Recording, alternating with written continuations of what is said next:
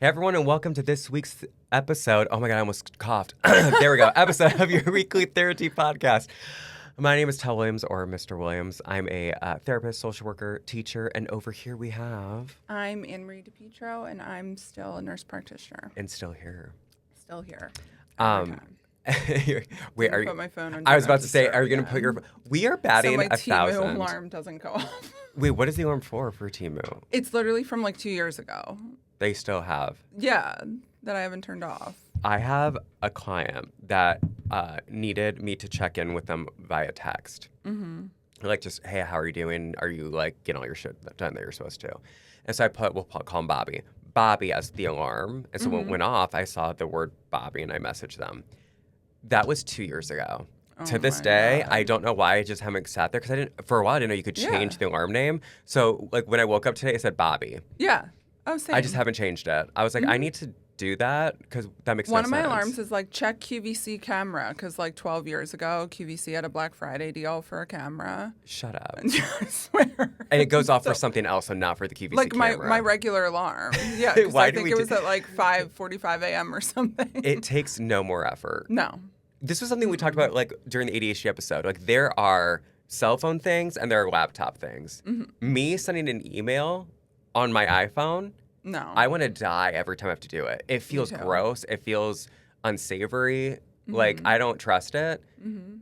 That's a laptop Mm-hmm. activity. Yeah. Yeah. I also think shopping's a laptop activity. You know what? The more and more I have to do it, the more I'm like, when you experience, especially like the desktop I have, well, both of us have the big ass ones, best decision I ever made. Mm-hmm. Yeah. I'm like, I can't do this on my phone Because you can anymore. open like multiple tabs and then just like, A because boop, I bop, lose bop. my place. Yeah. Yeah. So then I'm like, all right, I'll scroll down this page 100%. and then look at the tabs I opened. Yeah. I need that. Mm-hmm. I have to throw some stuff at you before our topic table will be POTS. Not like the syndrome, not the drug. Not the But weeds. not the weeds. Or Okay. the cooking utensils, appliances, supplies. Supply. Yeah.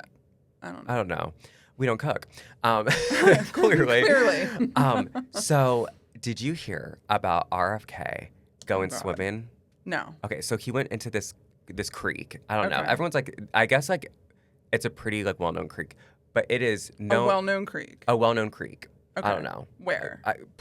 Girl, I don't know. Like Okay. DC maybe. Okay. I don't DC know. creek? A DC creek. I'm probably getting that all wrong. But anyways, Okay. he decided he was gonna go swimming in it, and it is known for not being able to swim in it because of all of the like bacteria in it. Like, it's Oh. bad news bears, right?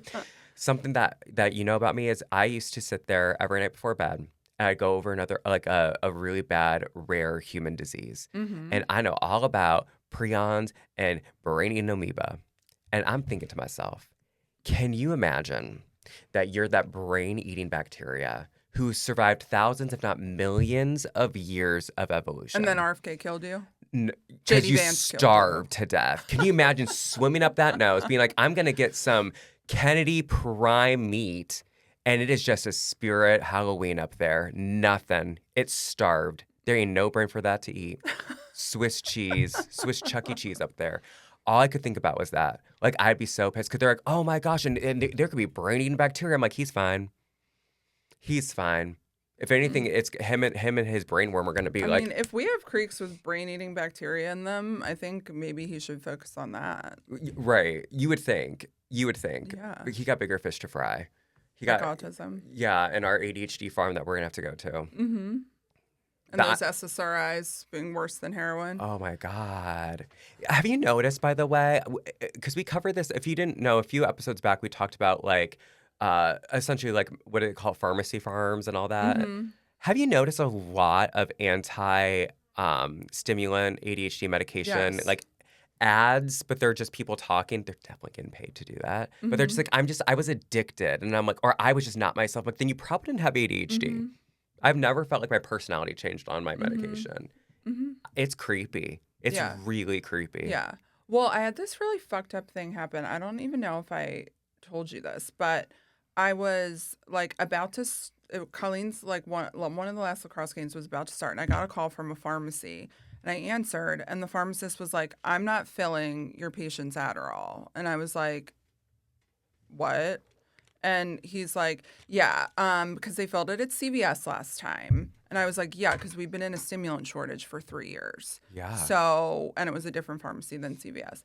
And I was like, so like we just go To where different it's in pharmacies. stock. And he's like, well, that puts up a red flag. I'm like, well, no, No, it because does not. the Pennsylvania Prescription Drug Monitoring Plan allows you to see where it was filled and when and the dates. That's why you can tell it was at CVS last Right, time. exactly. And I was like, so as you can see, this individual's filled every 30 days for like over 10 years. Right. Like, and he's like, well, studies were just released that Adderall is the second most abused drug after opiates. And I was like, okay, that may be the case, but that's for me to use my judgment about Right. whether I want to prescribe to this person or not. And he's like, well, I have to go through my checklist and whatever. And like, technically, pharmacists can refuse to fill scripts. Yeah. Like, that's fine. But also, I was like, well, do you not fill opiates either? Because it was just the most bizarre conversation I've ever had. I was like, I have no doubts about this individual's like utilization of Adderall. Right. Why are you telling me you're not filling it?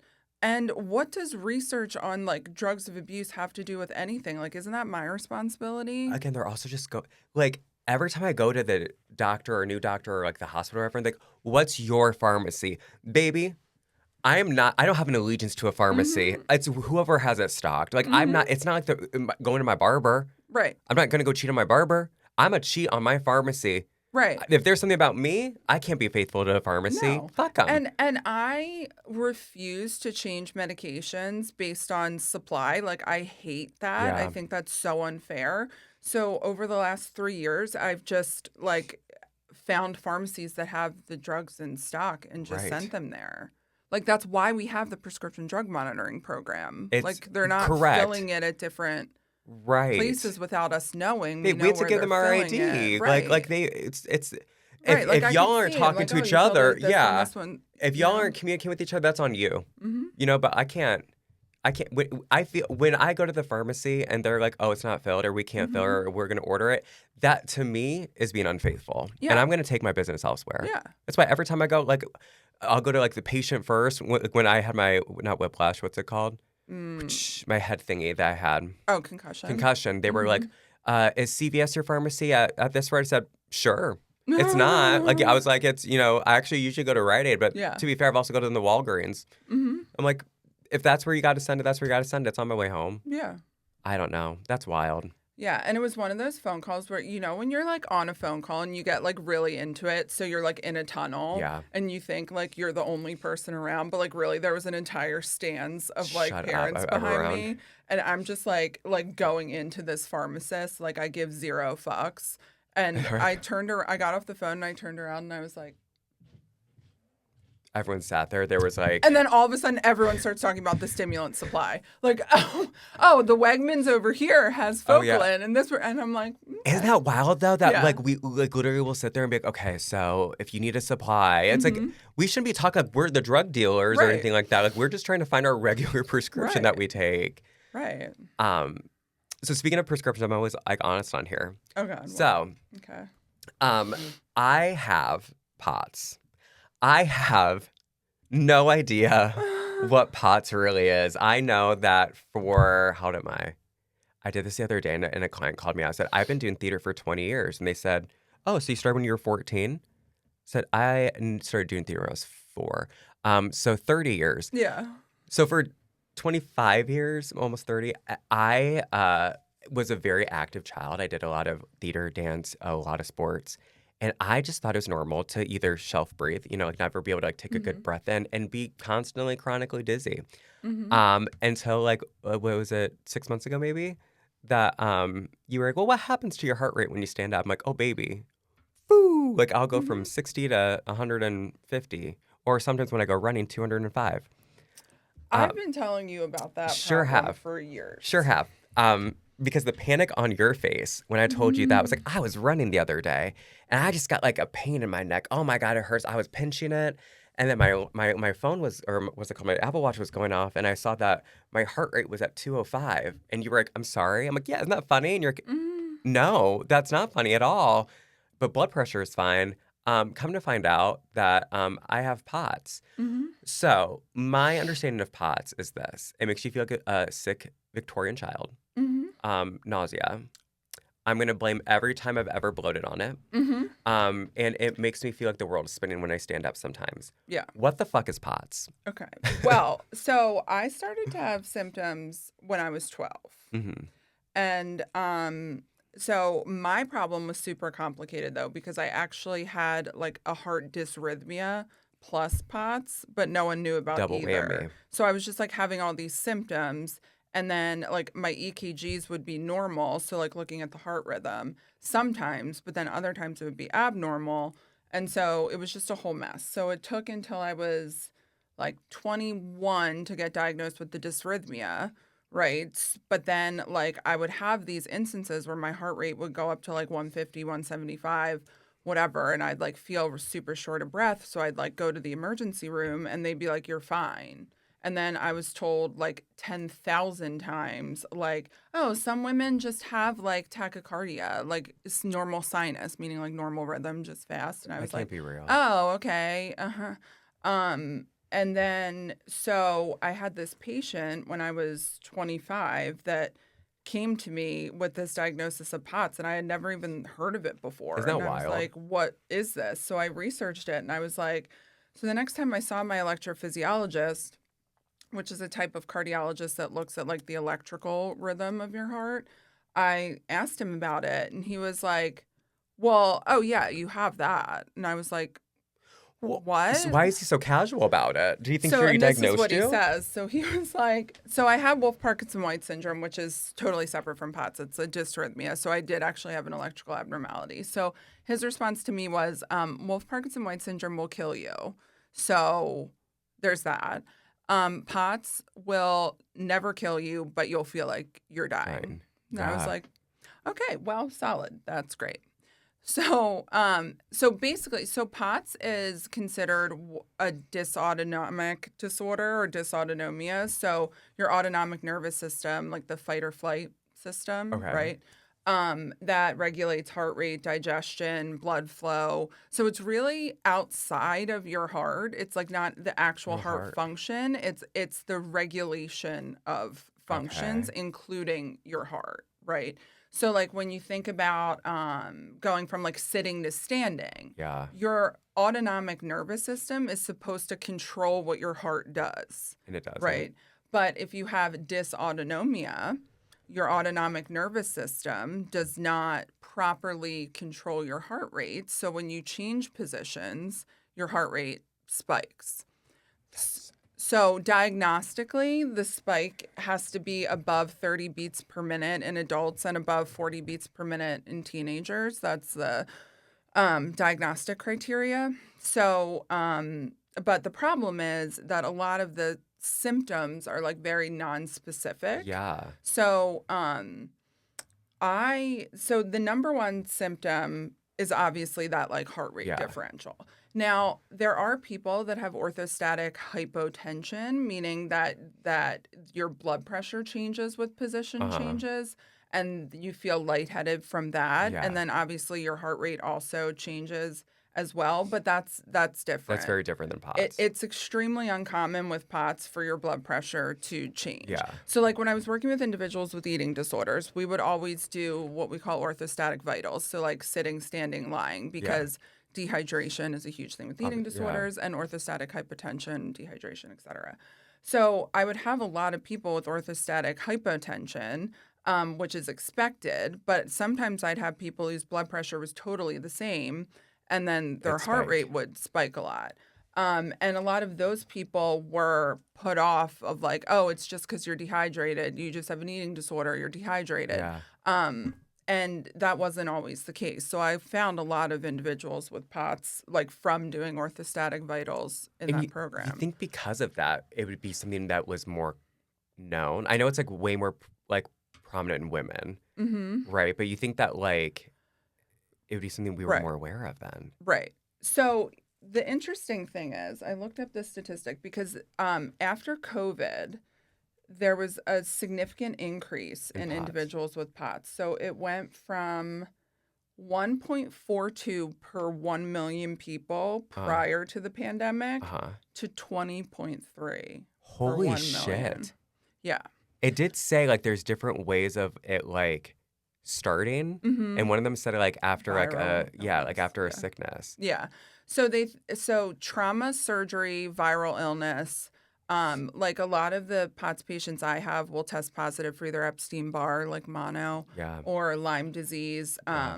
It's probably some type of like epigenetic expression. So like your body gets exposed to some sort of virus, bacteria, trauma, whatever, and Yeah. then your nervous system dysregulates. So, like with surgery, your nerves may be affected, and then that may in turn affect your Yeah. autonomic nervous system following it. But, there's some switch that goes off. And I always wonder like what it, because I like even thinking back, I'm like, I wonder. I mean, I had surgery when I was like 12 or no, maybe I was younger than that even. But I remember like a pretty big shift because like when because I was like, okay, is it funnier for me to to actually like, read about this, or just to kind of learn today? I think it's more fun to learn today because I think I'm learning with people listening. But like, I know that like there was a pretty big shift of like exercise fatigue, right? Like when I tell you, it was like the Energizer Bunny. Like I used to, I mean, I'm sure, but I was a sprinter in like track and stuff, and like there was like a pretty big switch from like when I first started running to like I remember like high school of being able to like I could do the sprint, and then it was like if I don't lay down in this moment right now, I'm gonna die. And I remember, I think it might have been when we started using blocks to run, which is like you're crouched on the ground and then you go into the sprint. Where before, if I was standing and sprinting was easier, but I could do the sprint and then it was like, I'm out. Like I literally like am like lightheaded, got to sit down after that. yeah. Um, Yeah. and that had never, ever, ever been a thing before. So let me tell you like the most common Yeah. symptoms, and then I want to talk about anxiety and POTS because Yeah. that's super interesting too. So, of course, I looked at meta-analyses Yeah. on the most common symptoms because I could tell you what my most common symptoms are in my patients, but we'll just be more official. So the most common symptoms are lightheadedness, dizziness, tachycardia, fatigue, heart palpitations, exercise intolerance, brain fog, nausea, other GI issues, shakiness, tremors, chest discomfort, headaches, sweating abnormalities, either excessive or decreased sweating. Yeah. Oh my God, the team Shut the alarm. fuck up. That's I so can't. funny. I can't. It's so bad. Visual disturbances and rarely syncope or fainting. That does not have to be part of it, but some people do have some fainting. So fainting's not common? Like 20% of people with POTS. So I told you about like the first time they were like, my ex and I played a game called Wet Noodle. And so what we would do, it was like wet noodle, but also, what's it called when you're like trust fall? So when we'd walk into the room, like we would walk up to we'd go wet noodle, and we'd like fall, and you'd have to grab the other person. And we did this quite a bit. And at the time we were living in this beautiful, like it was like a carriage warehouse, like where they built like horse carriages that they renovated into loft apartments. So we had a 4,000 square foot loft above the city with a sauna. Beautiful apartment. Not for my money because he was rich. I'm still poor as fuck. And it was these hard fucking wood floors. And he was in a shitty mood. And I walked up to him and I said, "What?" And I stood up from the couch, walked up to him and said, "What noodle?" And then he's like, "I don't want to play." And like kind of grabbed me. And there's like, "Tell, I don't want to play." And then put me on the ground. And my head slammed on that wood floor because I had not been playing wet noodle. I walked over there. As I said wet noodle, I actually just ended up getting super dizzy and passing out because I had stood up too fast. And that sent me to the hospital. And they were like, "Do you feel safe at home?" I'm like, "Well, no, this motherfucker didn't catch me." And they had to carry my ass down the stairs. But when I was there, that's when they were like, "We're pretty sure that you might have POTS." And there was another, they didn't say POTS right. There was another thing though. Something. Vasovagal syncope. Maybe that thing. Yeah, I'm sure they didn't say POTS in the ER. And so they put me on not a table test, a table, like and had me do all this stuff. Like, "Well, yeah, your heart rate's spiking and all that." Okay, bye. Like, no follow up with your doctor, nothing. Yeah. And I think that was the first time I had like passed out. I think I was 19. Mm-hmm. But it increasingly got worse from there. Well, I think POTS is one of those things where, like my electrophysiologist said, people dismiss it as like, well, you're not going to die from it, so But it feels, it's fine. but it feels awful when Oh, for sure. I after mean, the brain fog's like literally debilitating. So, absolute, and not to mention like when I tell you guys that my like quality of life, which sounds dramatic, went up exponentially when I started taking meds for ADHD. I mean that. When I say it increased even more taking a beta blocker for this, I was like, the fact that like I enjoy like working out or going running or just being active, and the fact that I felt so lazy because I was like, no, it something feels gross inside me when I do it. I don't know how to explain it. It feels like mm-hmm. nails on a chalkboard. And the fact that taking a beta blocker, I was like, oh, I can do a Mm-hmm. squat at the gym without worrying that Mm-hmm. I'm about to pass out. Mm-hmm. Yeah. Yeah, well, let's talk about beta blockers. But before we do that, I just want to go over the different types of POTS because there are different types of POTS. Do they have different names Mm-hmm. too? Oh. Yeah. So, but what I will say is a lot of people with POTS have crossover between types. So it's not like you just have one type. Like, so for example, hyperadrenergic POTS is when you have an excess of norepinephrine. So a lot of times, like people with noradrenergic or hyperadrenergic POTS, if you put them on something like bupropion, which is Wellbutrin, or Strattera, they get worse. They've actually done studies on people with hyperadrenergic POTS Oh my that God. get worse when you put them on a norepinephrine drug. Yeah. So with those people, their most common POTS symptoms are tremors, anxiety, sweating, high blood pressure, feeling wired but tired. So there's still the brain fog, there's still the fatigue, but there's that sort of Yeah. like excess excitability. And then there's neuropathic POTS, which these people, you can have neuropathic POTS plus the hyperadrenergic, but people with neuropathic POTS have a lot of like the blood pooling. So when they get like really cold, like fingers, toes, cold, Okay. purple, like lower Yeah. extremities, feet. I have a couple patients that have the neuropathic symptoms. And those are people that really benefit from like compression clothing. Mm-hmm. So it increases the blood flow. And then there's hypovolemic POTS, which is when you have a low blood volume. But I would argue that most people, if not all people with POTS, have an issue with blood volume or fluid volume in general. There's not any like definitive research on POTS and like this is what causes it, because obviously it's sort of like a cluster of Yeah. things. But it is thought to be a disorder of low blood volume, low fluid volume. Okay. So that's why with POTS, the recommendation, and you're very bad at this, I so I know. want to be clear that you don't fully follow treatment I know. recommendations for POTS. You should really be drinking between 70 and 100 ounces of water per day, Mm-hmm. plus sodium. Like electrolytes or something. Sodium specifically, sodium. because salt will allow your body to hold on to the fluid that you're bringing in Mm-hmm. versus just like peeing it out. So, but let me caveat that with if you have hyperadrenergic POTS and you have high blood pressure, Yeah, then you should yeah, not it'd be be intaking excess so sodium. And also let me be clear, I'm not giving medical advice. So talk right. to your doctor. Don't like Talk to increase your your doctor. If don't POTS is increase right your for you. sodium. Yeah. Don't increase your sodium intake unless someone who knows you tells you it's okay. I'm like so bad at that. I know you're terrible at it, but it's like really a huge thing with POTS. When we went to Florida, yeah, I think it was for your bachelor party. It's either that or we went to see Wicked, one of the two. I think it was Florida though. The bathroom there, a mouse would fart and it would shake the entire place. And Mhm. like I was going pee and you literally were like, I have never in my life heard someone pee for so long. And I was like, Mhm. girl, it's because I don't drink enough fluids. And I Mhm. was in Florida because I was hot. Mhm. But like I know I need to get better about that. But I'm also thinking What? people with the POTS where you're like you don't have as much blood. Yeah. Vampires. Mhm. Not we're vampires. That's how we got it. Mhm. Vampires because they took some of our blood. And now it just can't. It's like they can't regenerate. You know. If you think about Yeah. Dracula, was it Dracula that came out? Yeah, and that Lucy bitch is always You're like, still I'm on the so conspiracy theory thing. for sure. Yeah. A guy like it said trauma. Trauma can cause POTS, bodily trauma. Being bit by a Vampires. vampire, Mhm. 100%. I'm gonna go by that, Let's and do hopefully it. he's hot. Or she. Vampires next meet women. next season when we inevitably do another conspiracy theory Because episode, there's so many of we could them. do the POTS conspiracy. That vampires cause Vampires POTS. cause POTS. Yeah. Yes. This is Vampires medically spread sound. POTS. And I think we don't talk about it enough. Mhm. You know? What was that one vampire show everyone liked? Not Cold Blood. True Blood. True Blood. Mm-hmm. True Conspiracy Theories. Mm-hmm. Vampire Edition. Yeah. Yeah.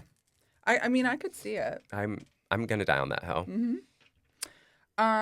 Okay, so then those are the main types. Of POTS. But then there's also like secondary disorders that exist a lot of times with POTS. So one is Ehlers-Danlos syndrome, and one is mast cell activation syndrome. Have you heard of that? No. Okay, so I did read our comments from the POTS video we posted, I don't even know, a week ago, 2 weeks ago. And a lot of people talked about being diagnosed with EDS and MCAS too. So I figured I would just define those for people. Yeah. Is EDS the like bendy one? Yes. Okay. Yeah.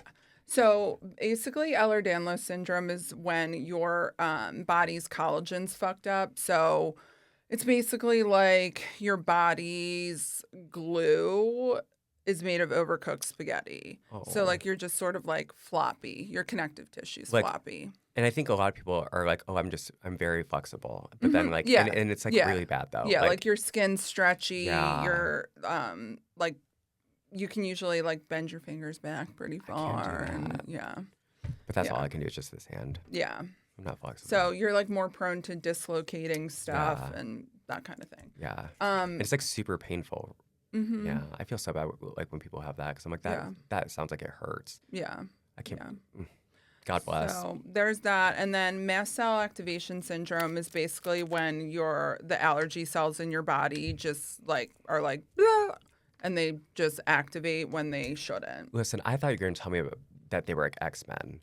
Oh, Because they activate, like, you know what I mean? like a Power Ranger. I literally was just Yeah. like, what is their secret power? You Yeah. know? And that doesn't sound like it's fun. It's like there's a panic button in your body that gets hit of like allergy panic. Brr. So what happened? You just allergic to everything? Well, no, you just have like random allergic reactions. So like you might like break out in like red hives or something, and then you like a lot of times your POTS symptoms get worse around those times, or you have like more GI symptoms, or like basically it's like having an allergic reaction, but you weren't exposed to an allergen. That's so strange. I feel like there's been times I'm like, why do I have hives on my stomach or like my chest? And I'm like itching like crazy. And then it's not even itchy. It's like hives, they burn and then they go away. But I don't think it's that. I don't think I'm allergic to anything other than like pollen or whatever. But I feel like as I get older, I'm probably going to be allergic to like fucking laundry detergent or something because it. I mean, or your crazy. mast cells might just be. No, because that's not fun. Because I was like, damn, if it was that, I'd be like, maybe I do got that because then I want to be an X-Men. You know what I mean? But like one with like the guy with like the wings, that'd be fun. So let me tell you about anxiety with POTS, and then we can talk about beta blockers after that. But I think this is like a really important thing because then I'm also going to talk to you about how you were diagnosed / not diagnosed. Yeah. So I looked up the research because it sounds like kind of counterintuitive, but it's really not. With you. So I would guess, and people can comment and let us know if this is accurate too, that before people were diagnosed with POTS, that they were diagnosed with anxiety 100%. and told that their problem was just anxiety. However, research has shown, a meta-analysis has found that POTS patients develop anxiety after dealing with the condition because either they're not being believed, they're scared to have symptoms in public, they're constantly in fight or flight mode. And another study showed that nervous system responses in POTS are biologically different than panic disorder. So even if the symptoms are the same, they're biologically of a different origin. So what we should post the study, show the receipts. If you don't believe us, fuck you. No. So what's basically you're having a physical reaction. So It's not like you don't actually feel like you're in fight or flight. Your body's telling you something, or It's like the fight or flight comes, and then the anxiety comes because you're in fight or flight. yeah, Yeah. it is so. Yeah, it is the weirdest fucking feeling. Because I would say I got anxiety after POTS. Of course, I'm going to have anxiety. It's like I didn't know what was going on. It's I fall back on my bed. I can move my eyes, but I can't see anything, and I'm just paralyzed for good 10 seconds. That's terrifying. Well, like if you think about what the autonomic nervous system does and fight or flight in general, it's like your heart rate elevates to warn your body that it's in danger. Correct. So when your heart rate is elevating and it's not supposed to be Right. because there's no danger, Right. that doesn't change the fact that then your body thinks it's in danger. Yeah, I actually just had this conversation with a client who was on medication that increased their heart rate, not to a dangerous level, but they're like, I'm dying. I'm like, hear me out. It's just your heart rate going up. But it's like hard to differentiate that, right? To be like, well, any other time this has happened is because I've been anxious or fight or flight. So if my heart's increasing, then that means bad news bears. A vampire's on its way, you know? A vampire's on its way. That's right. So, so POTS is a physical condition. Yeah. So panic disorder is not your autonomic nervous system short-circuiting. Right. POTS is your autonomic nervous Right. system short-circuiting. So while you're getting the same symptoms, right, of, sweating, shortness of breath, heart racing, dizziness, they're not from the same They're not place. covered. It's So the it's sort same of like feeling. a fever. Like you have a Correct. fever, but there's a different reason that you have a fever. Not everyone that has a fever is the same thing. However, because there's no diagnostic, there's not like standardized diagnostic criteria for POTS other than that like heart rate differential. We do like that table tilt test, but there's like, you're not going to like go to urgent care or go to the ER and they're going to be like, oh, you had POTS. They're going to be like, you had a panic attack. Correct. So then, you're telling yourself like, oh, I have a panic attack. And then what happens is then you have brain fog and you're tired all the time. So people are like, oh, you're depressed. 100%. So now you're like depressed and anxious. But meanwhile, you're like so tired that you can't get out of bed. And then when you do get out of bed, your heart rate spikes to like 150. Right. So just then get shit you're done. anxious and you feel like shit, and then you're foggy, and then Depressed you're again. depressed. So Talk to me a little bit because I need to know okay. what's going on with the stomach stuff though. And like there's like I know there was bloating in there, but there's also like tummy issues. And I would say all hot girls have tummy issues. So like what does that happen? With the GI issues? Yeah. So, I mean, it's interesting because I don't know that we have a great, like, clear connection to who with POTS has GI issues and Yeah. who doesn't. Because, for example, I have no GI issues, but I have 2 POTS patients that have, like, extremely severe Yeah. GI issues.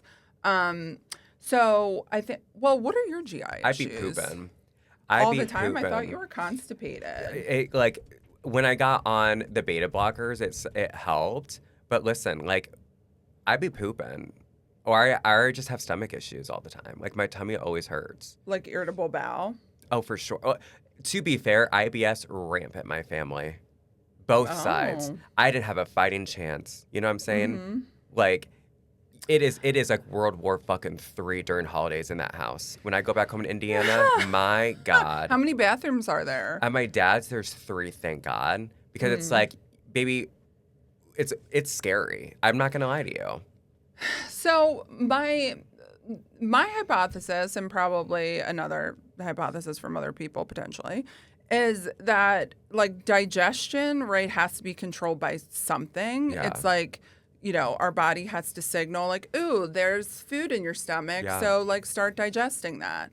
And also our blood needs to like flow to the stomach to like aid with digestion. Oh, I didn't know that. So if you have like less blood volume, so you have less blood flow to your stomach, and that affects digestion, or your body is like, oh, I'm getting signals to like rapidly digest this food, and then you're having like diarrhea, or you're not signaling your stomach to digest, so you're having constipation and you're sort of like fluctuating because your autonomic nervous system's deciding when to fire. That would be my guess of what's happening. When I was in high school and college, 3 times a day, and that wasn't diarrhea. That was just, I was like, I have the best metabolism in the world. I can eat whatever I want. And then they put me on that fucking lithium or whatever it was the first time, and it was like, full stop. You won't know a shit again. Well, I didn't think about this until you just said that, but that's super interesting because lithium is a salt. So I wonder how that impacted your POTS symptoms. Well, I think the weird thing was when I was on that lithium, I didn't get up. I didn't move. I didn't groove. I was like not wanting to be active because I was so like depressed on it. I would say that it definitely, like I said, I got on that and the weight gained. But I was so regular and active prior to that, even without being dizzy. I'm going to blame that. You think it would have made things better. I probably made things somewhat like with the salt and stuff like POTS physically better, but it made my brain. Well, also when you are on lithium, you really need to make sure you hydrate enough. Oh, I never was. Salt. I mean, I'm sure that especially you were on not. that. There was a time. So I went to college in Fort Wayne, and everyone my freshman year they did the Nearly Naked Mile, and it was like for charity. I don't know what that is. It was like people would wear like underwear and stuff, and then they would go on a that would mile never be run. me. Yeah. In the woods? No, it was like around town because it was you're nearly naked or whatever, and then it was like you would. I thought it was like some Naked and Afraid shit. No, listen. We're gonna take a detour for a second. It's the ADHD. Why the fuck are people going on that show? I don't. Why is anyone doing anything involving being naked in nature? Or being in nature in general? Because like, here's my thing. I don't even like going on gravel without shoes on, even flip flops, because I'm like it can get stuck in there. Now gravel can get stuck anywhere, right?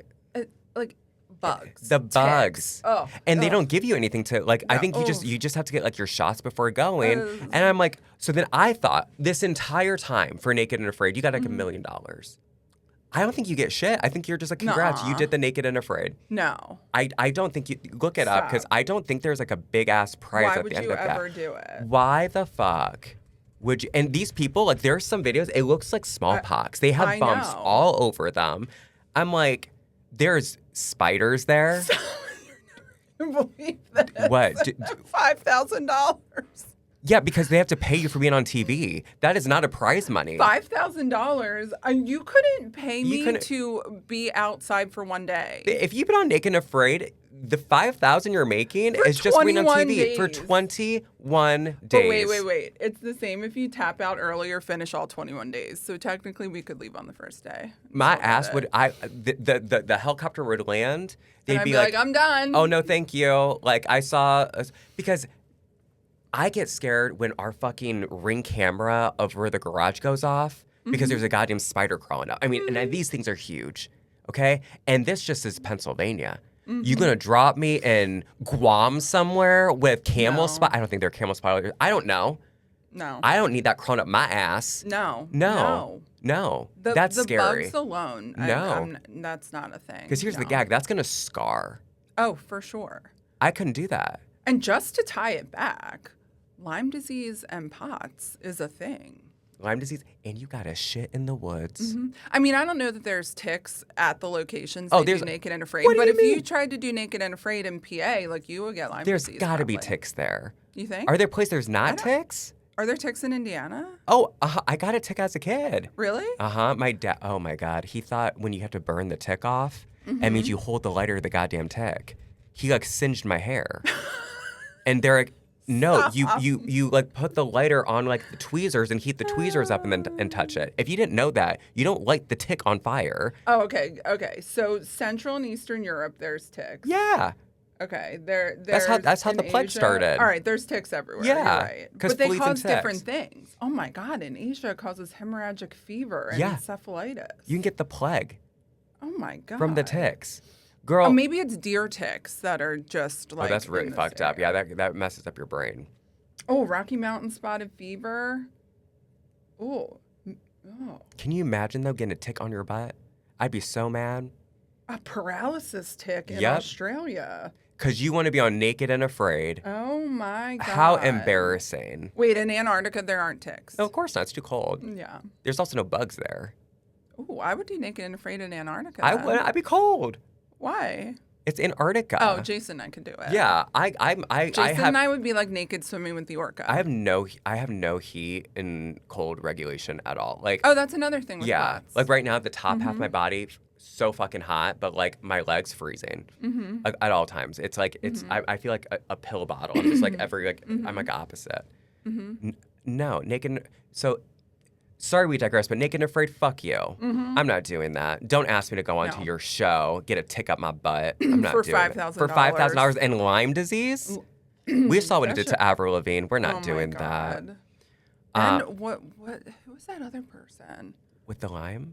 Yeah. Someone just came out with Lyme disease. Like, you don't come out with Lyme disease, but like Come out. Oh, coming out day. Lyme. We're a Lyme ally. There was another celebrity that just was like, I got the Lyme disease. And is that forever? Have I ever told you about my patients with Lyme-related neuropsychiatric symptoms? No.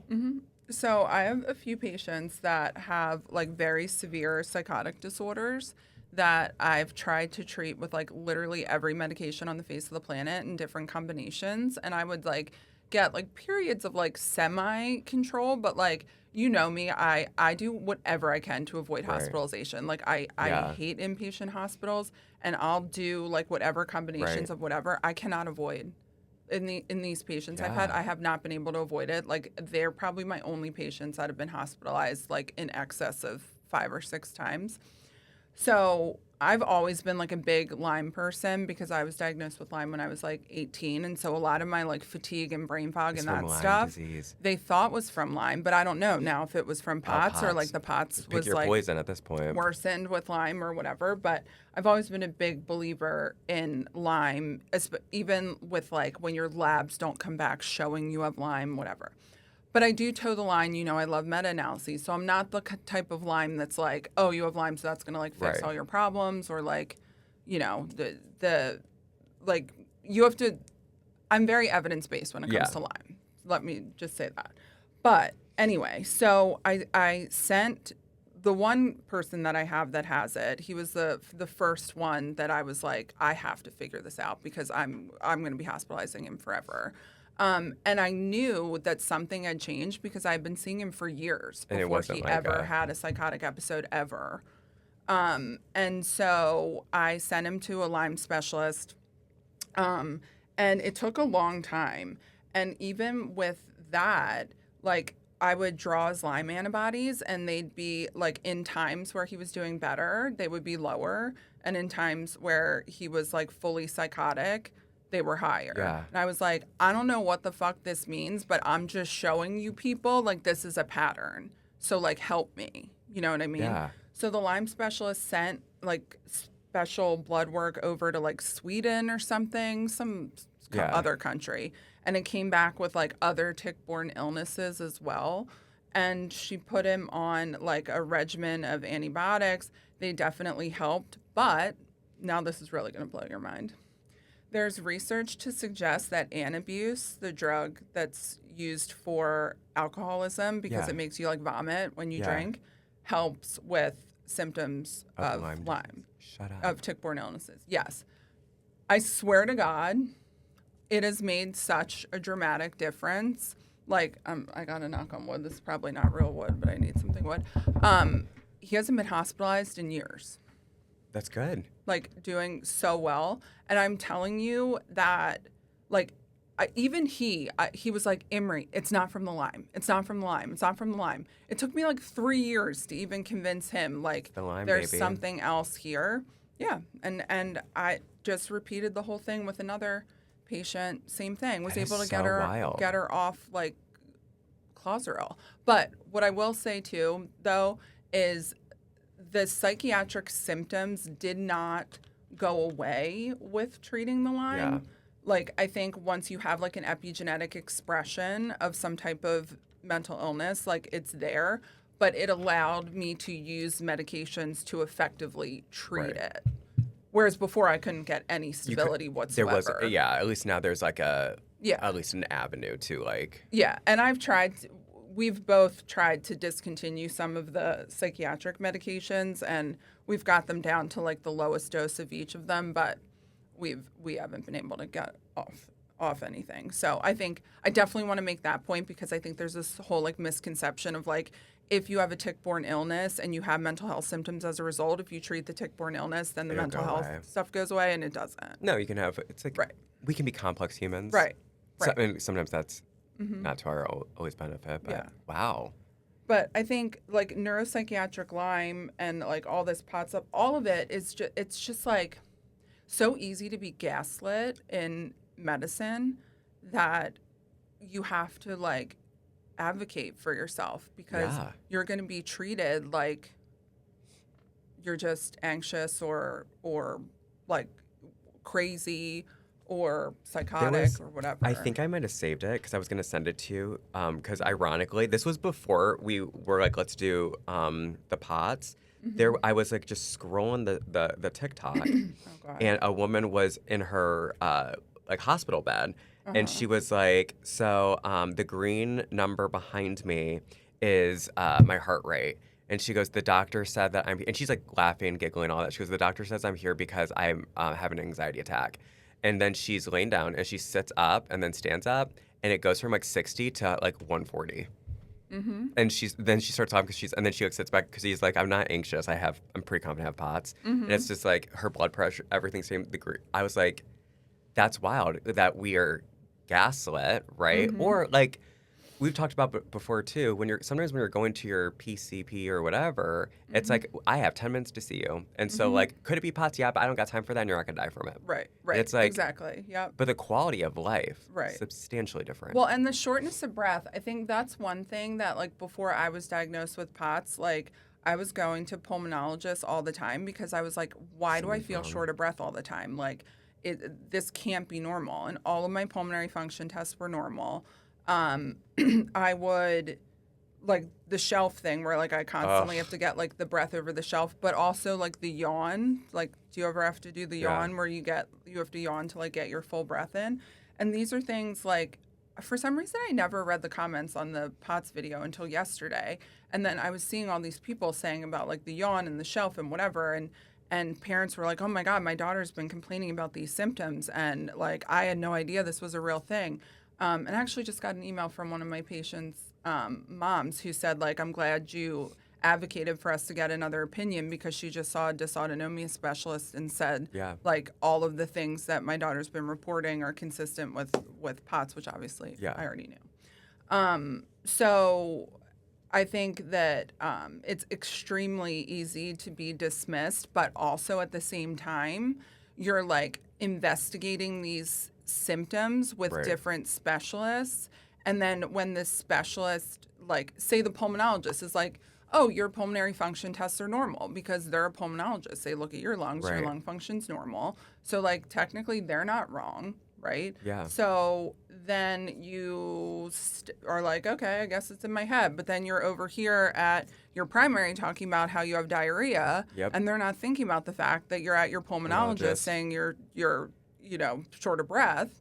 And then you're at your cardiologist saying that your heart races and you feel lightheaded, and they're like, oh, you just have sinus tachycardia, your heart rhythm's normal. Right. And then, like, and then you're over at your psychiatrist or nurse practitioner saying, like, you're anxious and you can't focus and you feel foggy.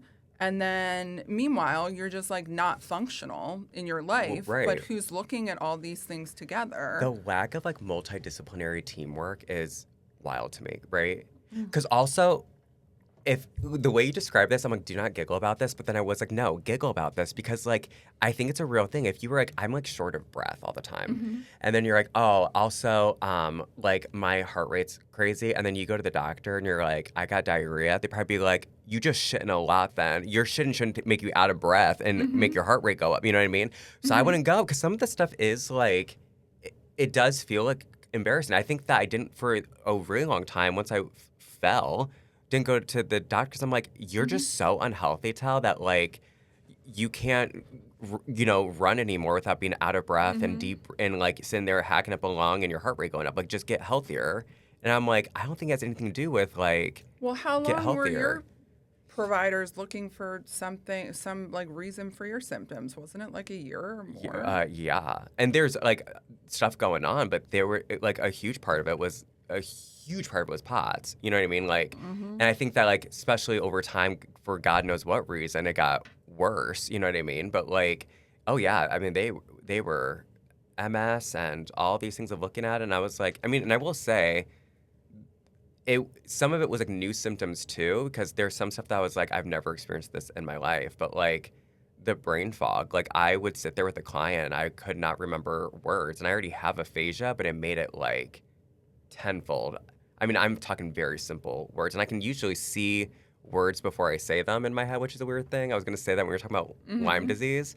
My head would go back and forth between LY and LI, and I was just giggling to myself and mixed up the two and made like a Lyme bug in my head. But Mm-hmm. no, like it was super frustrating. And finally, I was like, it's like every time I stand up, I feel like I'm going to throw up. And it got Mm-hmm. really, really bad.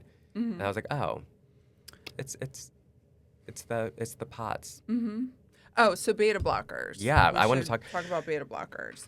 Um, so what do you know about beta blockers? Well, so full disclosure, was like, I think most people kind of get this wrong. I have horrific, like stage fright, which is wild to do theater and dance and all that. And I'm very fucking shy. I am so fucking shy. And I think people are like, no, you're not, but it's because you got a chance to know me. Um, when I was on tour, I would about have a panic attack every day before I went on to do my set. Or I would like, depending where we were, like take like a little bite of a gummy and go out there and I was good. And so when I originally was like, I think beta blockers would be great because I heard people use it for like stage fright Mm-hmm. and for like performance anxiety when they're like doing TV and stuff like that. And then I was told, actually, yes, and it could help with POTS. And so I know that it's supposed to like help with like blocking that. Is it like adrenaline maybe, or Mm-hmm. just your heart going up? It does something like Adrenaline. that, yeah. And literally, it has changed my world completely. Like, it's helped a lot with anxiety, but like it's helped tenfold with the POTS symptoms. So interestingly enough, a couple things with beta blockers. So beta blockers reduce heart rate Hmm. without crashing blood pressure. So Right. that's what we want. So the research with POTS has shown that even low doses of beta blockers decreases the differential Yeah. that you have when you go from sitting to standing or laying to standing. Um, but there's also different symptoms that it may treat. So, like when I use beta blockers with my POTS patients, I typically use like selective beta blockers. So there's beta blockers across the blood-brain barrier, so like get into your brain and impact your brain. And then there are beta blockers that are what we call selective um, and don't cross the blood-brain barrier, so they're primarily targeting like the heart beta Yeah. receptors. So in hyperadrenergic POTS, a lot of times the beta blockers that do cross the blood-brain barrier are effective because it helps like with that anxiety and sort of like increased adrenaline feeling. But the issue with those like non-selective beta blockers like propranolol that get into the brain is that they can contribute to symptoms like fatigue, depression, brain fog Oh. because they're getting into the brain. So the beta blocker that you're on Hmm. is a selective beta blocker. So it's primarily targeting those symptoms that were like debilitating you Hmm. in other ways. So, for example, your anxiety calming Hmm. may be a result of feeling less like physically Yeah. impaired Uh-huh. um, versus like for people that have a lot of brain fog and fatigue and dizziness, if you give them a beta blocker that's not selective, sometimes you actually make them feel worse. Yeah.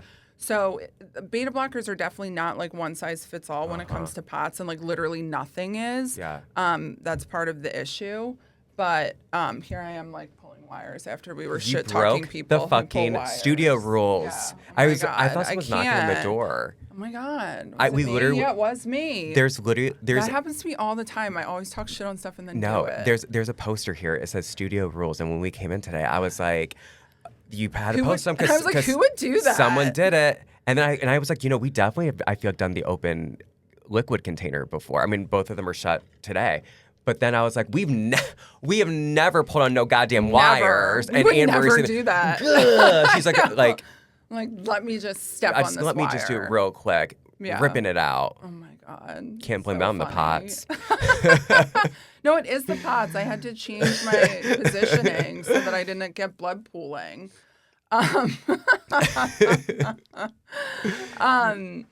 So a lot of those POTS symptoms, like with like the cold hands and shortness of breath and feeling extra tired, like sometimes propranolol can make those worse. So a lot of my patients that have that like neuropathic hypovolemic type POTS, I put on the cardioselective beta blocker. I'm having an epiphany right now as you just said that. Do you know what I think made the POTS worse? What? Like what started all this like Oh, God, doctor what? being like MS? Yeah. I had that thing, the Epstein. Epstein-Barr. Yeah, but remember because they were like, it's not mono, but it is mono. It's the other mono, the mega. I don't know I forget what it's called. It's like when she told me, I was terrified. I was in a show. And in the show, I was eating like a lollipop, because I call them suckers, but a lollipop, and I would give it to an audience member and be like, oh, can you hold this for a second? Whatever. And I didn't know in the show that some of the audience members thought like it was their sucking. That's foul. And I didn't know this because my back was turned to them. So they would like, Ew. I had no idea until the end of this run. So I went to the doctor and I'm I was horrified. like, I know. I went to the doctor. I'm like, I don't feel great. And like, this was like during that whole thing. And she had called me and was like, I think you might have a thyroid, or definitely something's going with your thyroid, but you have this, it's essentially, it's mono. But I forget what the word she used. She's like, your Epstein-Barr is super low. Your titers. Yeah. Yeah. And so she was like, this is what it was. This isn't, it's just like mono. It's exactly like mono in the sense of like, it's a form of mono. And so I was like, oh, okay. But I feel like that probably set off some of these extreme POTS things then of like because remember I was like, I would sit there, my husband would put like 2 heated blankets on me. My hands would get so cold, they'd go numb, and then it'd be like hard to move and stuff like that, and I wouldn't be able to like use that. It was so wild. I'm wondering if that made it worse. I'm sure. Because it was bad. I mean, Epstein-Barr virus is one of those things where it's like you have it. It doesn't always cause mono. Sometimes it causes classic mono. Sometimes it can reactivate at certain points in life. Anytime, like with POTS, any autonomic dysfunction, it could be triggered from like anything that happens in life. So it could be like your cells are under more oxidative stress, so your autonomic nervous system's like, but for the record, I just want to be clear that I've been telling you have dysautonomia for a long time, and you were telling me you had MS. I'm like, the doctor says I'm dying. I thought MS was MD. And I also thought then maybe when she said MS, I heard also ALS. And I was like, oh my God. Like I was a mess. And then I was like, oh no, it's not that. Are you going to admit to everyone that you did not listen to me? I didn't. I wouldn't even listen to my fucking doctor when she was saying half the shit. And I was going to get all this, which you go get your blood work done. But I got so much blood work done. It's fine. Guys, it was POTS. It was the POTS, and again, not the kind you smoke or cook with. Not the kind you smoke. No. The kind that's in your body. But I think the takeaway for everyone needs to be like there's no one size fits all with POTS, right? Correct. So you have to find a provider who actually knows what POTS is, listens to you, knows how to treat it, have other people that have POTS. You don't have to go to these like world-renowned clinics. And to be honest, a few of my POTS patients have gone to some of these clinics, and their treatment recommendations are very consistent Right. with all of my other POTS patients that I treat, that other people locally treat, whatever. There's like no magic pill for POTS, Right. unfortunately. It's all about symptom control. So just finding someone who actually knows what it is, and everything with POTS, like mental health, is trial and error. 100%. So finding someone who actually listens to you is really what you need. What you need to do. 1,000%. And like, as always, advocate for yourself. Like social worker coming out, you are the expert of you, and maybe you need help tapping into that realization, but like, or advocate for your friends Yeah. when they don't listen Yeah. to you, even though you're a board certified medical professional. yeah, listen to friends, people, because you could have gotten beta blockers way sooner and not thought that, the world was and not ending. been super anxious about you having like super serious Yeah. illnesses. Like, Not that POTS isn't serious, but like the difference between POTS and DM, the treatment yeah, are very or like different. yeah, 100%. Like, it's advocate, but also be willing to listen, y'all. Yeah. I don't know why I wanted then the like Seventh Heaven music behind that. Oh shit! Oh my god! So that's our Yeah. POTS episode. Yeah. I love that. Stay upright, it. stay salty. Shut up. Stay upright and stay salty. Uh-huh. You need to make that a T-shirt. I should. We'll sell it at Pride. Yeah, let's do it. Oh my god! For our little potsies. Yeah. That's what potsies call ourselves, potsies. I was gonna call them potties. That's so it's potsy. much better than potties. Mm-hmm. But you do be pooping sometimes. That's true. Okay, Stay upright, sorry. Stay Yeah. salty, stay near a potty. Yeah. Take a beta blocker if your doctor says so. Yeah. Do it. Find someone who listens. Like us. We but listen. not you. No, Not I Tell. don't. Tell doesn't listen. Me couldn't be. No. And let us know what questions you have about POTS and what you want us to chat about. Although I'm now realizing that we're heading towards June, which means we'll get to do a Pride episode. Oh. And talk about JoJo Siwa because Anne Marie's making me go to a concert. Yay! Can Can you even wait till we meet JoJo I'm Siwa? so excited. Can I'm we sure she's film lovely. videos? Mm-hmm. Tell, I know. come on. You can film. I just can't be holding a phone and videoing. But in you can public. tap into the JoJo Siwa fan base. I think that she's probably a lovely person, so I'm excited to meet her, because I'm sure Are you going to gem our faces for the show? Jam the faces? Gem. Oh yeah, I'll do that for sure. Okay. Yeah. Oh, I'm gonna gay it out for sure. Okay, good. Yeah, I'll wear my If we don't get a shout out black. on her social media, I'm going to be so disappointed. She's probably gonna be like, I don't know who the fuck these people are. She's What? gonna look She at me and loves say, the gays, though. We'll find out. I don't think there's going to be other like super gay adults at the meet and greet. We'll find out. Gotta get my Botox before then, but it's fine. We'll see you next week, but you'll find out if it's the Pride episode or if we're gonna be probably talking about Lyme disease or something. But or John Bonet in the Titanic. Or another conspiracy theory. Yeah. Right. Bye. Bye.